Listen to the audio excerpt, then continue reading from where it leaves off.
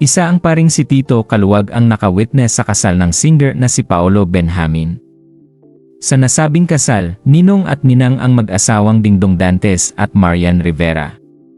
Matatanda ang nasangkot sa kontrobersya ang mag-asawa nang may lumabas sa social media na tila sila ang tinutukoy ng isang blind item.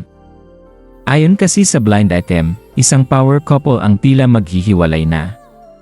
Sa kategorya, may tuturing na power couple ang dalawa pagdating sa estado nila sa show business. Sikat ang mag-asawa kaya naman tampulan din sila ng mga issue. Pero sa lumabas na mga pahayag, doon ay sinabi ni Marian at Dingdong na hindi sila ang nasabing mag-asawa dahil maayos ang kanilang samahan. Aminado na rin si Marian na sanay na siya sa mga ganitong issue na paulit-ulit na lamang taon-taon. Kaya dahil sa nasabing kasal, mismong ang paring si Tito Kaluwag ang nagpatunay na maayos ang relasyon ni Marian at Dingdong. Ayon sa kwento ng pari, Dong and Marian 10 years married, one of the most solemn and organized weddings celebrated in the Cubao Cathedral.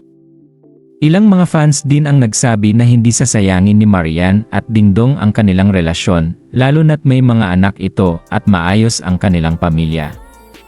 Kaya ilang netizens ang nagsabi na iwasan na ang paggawa ng mga balitang hindi makakatulong sa mag-asawa. Sa halip ay ipagdasal na maging matatag ang dalawa. Matatanda ang ikinasal ang dalawa noong December 30, 2014 sa Immaculate Conception Cathedral, Cubao, Quezon City. Ano po ang masasabi niyo sa kwentong ito?